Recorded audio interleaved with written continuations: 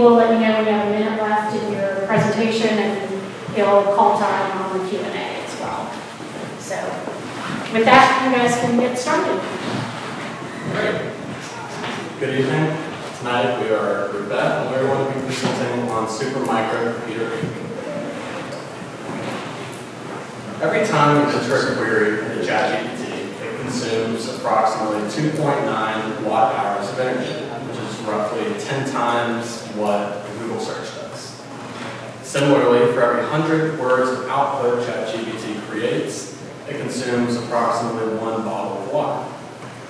Supermicro is uniquely poised to solve the energy problem as well as the data processing problem currently facing all companies trying to equip artificial intelligence.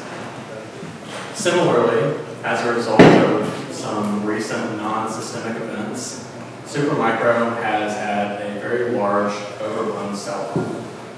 What this was, in August, Hindenburg Research put out a research report suggesting that Supermicro had mistakenly, potentially altered the way that they count their revenues, resulting in more revenues being counted per year than what was actually brought in. However, an independent board brought in by Supermicro reviewed this information and found that there had been no malpractice and that everything was accurate. Now, what this leaves is a company that has been pushed down by events outside their control to a point where they're deeply undervalued. They're strategically positioned within the computers and peripheral space to provide a full cycle of data processing and server components, from their energy-efficient liquid cooling systems all the way to the racks on which the servers sit.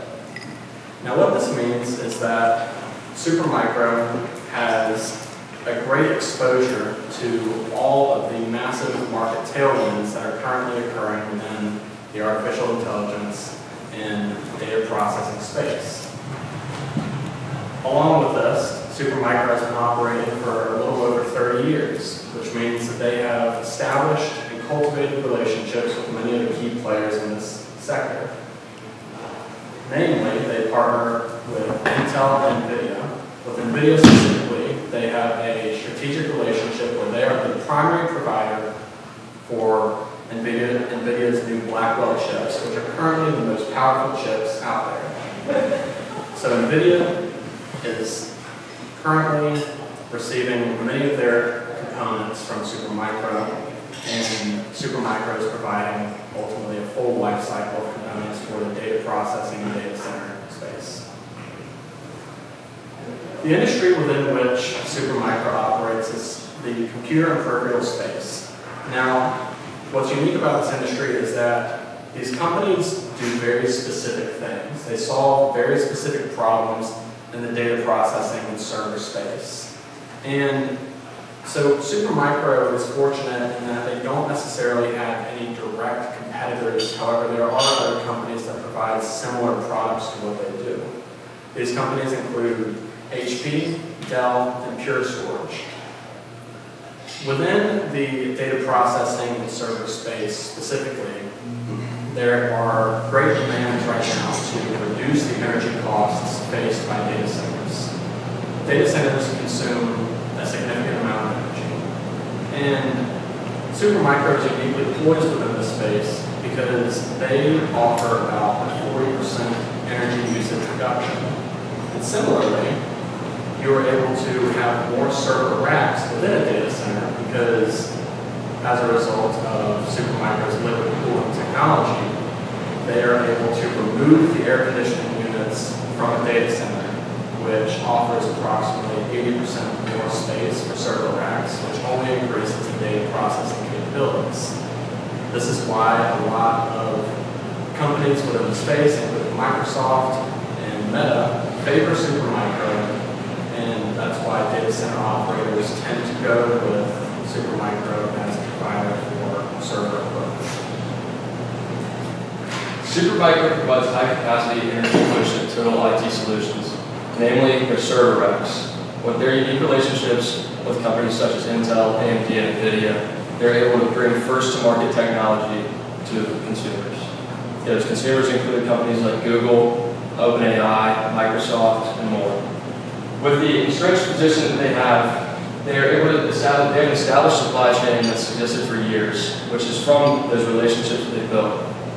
They provide 1,000 racks per month for the NVIDIA Blackwell chips, which are the most popular chips on the market now as the race speeds up to enhance AI capabilities. They're growing market share through margin reduction, which mostly comes from price reductions, and they're trying to attempt to lower costs now as well, which should come since their research and development costs are going to be lower. The increased demand for HPC components for new data centers is growing as demand for AI grows and the race to have the newest AI technology speeds up. Their strategic market positioning is really derived from the liquid-cooled products, as he was saying, with the space saving and the energy saving. They have diversified production geography across 3 continents. As you can see on that map to the right, they have places in Silicon Valley, the Netherlands, Malaysia, and then they have planned facilities in all of the green dots, which includes New York, the UK, and other Asian countries. They're currently growing a production facility. They're currently building a facility in Austin, Texas, and then these exclusive provider agreements really grow their market share as more people will ask for NVIDIA chips. The deployment of an array of products comes from these relationships as well. They're able to work, their engineers work with engineers from data center production companies, and they then figure out how best to align the racks inside of the building so that the companies don't overspend on the server racks. To validate Supermicro, we used a 10-year discounted cash flow model utilizing a Monte Carlo simulation to randomize the revenue without backward growth. We took into account their revenue growth trends and their costs, their variable fixed costs with regression. This, as you can see in the Monte Carlo distribution, the 74.5, which is our target price, represents a risk-adjusted mean, which is somewhat in the right tail of distribution. There's small probabilities of larger gains while having larger probabilities of moderate gains or losses. For the financial analysis, Supermicro has a 19.74 PE ratio, where the industry average is 103. This signals to us a potential undervaluation caused by those outside forces that we talked about earlier. Their debt to equity is 0.4, which is much lower than their rivals and their pre-operating structure. And their compounded annual growth rate is around 5, showing sustaining top-line growth, which doesn't completely take into account the AI tailwinds that are happening right now. Their average interest rate on debt is 5.5, showing that they can take on cheap debt. And their total operating costs, the fixed portion of $487 million, and the variable portion of 80%, which shows that they can take on demand shocks because they have a lot of variable costs, more so than their competitors, which hold a lot of fixed costs. Of course, investments come with risk. In the AI space, rapid technology innovation is occurring daily. They have to really race to speed up their production in order to outpace their competitors. This really comes in the form of server technology. Since they're first to market, they have that immediate step up. But as more and more producers begin to catch up, they have to do something else to kind of set themselves apart. There's uncertain demand for AI. No one's entirely sure of how revenue will come from AI, yet people are obviously putting a lot of money into it, which makes us assume that these tech companies see a way forward. Their dependence on indirect sales channels comes from secondary distributors mostly.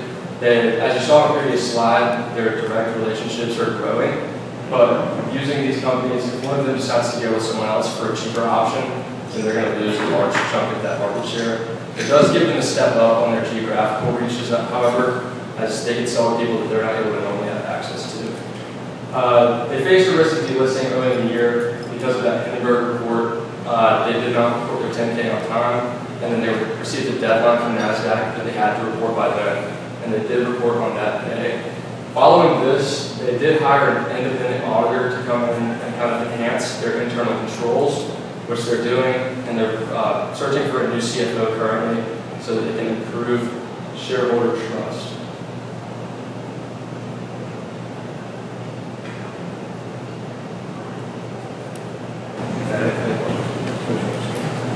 Yeah, I'm trying to figure out, so you're saying that that's a breed what they do as far as reducing power consumption in these data centers. At the same time, you're saying kind of drop their margins to take extra market share. So,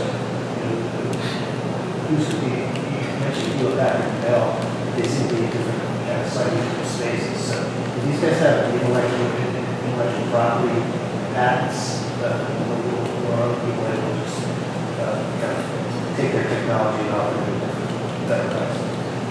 So that's kind of the nice thing with the fact that they have to be constantly innovating and developing new products, is that all the equipment that they're using and selling is proprietary under patents or somehow otherwise covering their trade secrets. What this means is, Hewlett Packard and Dell compete in the sense that they are providing sort of air-cooled systems. Air-cooled requires significantly more infrastructure in terms of air conditioning and whatnot. And so it is not as if their competitors could take this technology to this patented. It's also like a totally different technology just because one is a special kind of liquid and the other is a traditional air conditioner. Okay. Is this feature pin on the back of the video, or is there a massive market penetration? Or is it good at this technology? I mean, what's the total addressable market? I mean, how do you model out how these guys are going to bid? Is it, listening to the video call, or is it, there's a business strategy here of building, dominance in the market that is yet under penetration? It's a great question. Their strategic partnership with NVIDIA is great because they get to be the primary provider of the hottest new chip. However, all the equipment that they produce is capable of holding both Intel chips and NVIDIA chips, as well as many other companies that produce this kind of equipment. And so it's very cross-compatible. Their success doesn't depend on NVIDIA's success.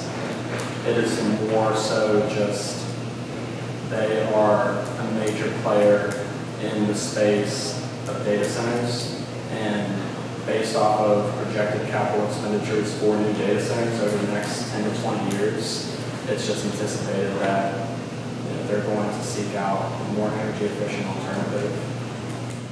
On top of that, their customization with the server racks really allows for a better relationship with companies because they're able to input all those different chips, and they'll change the spacing of the server racks as well to fit a certain data center storage space.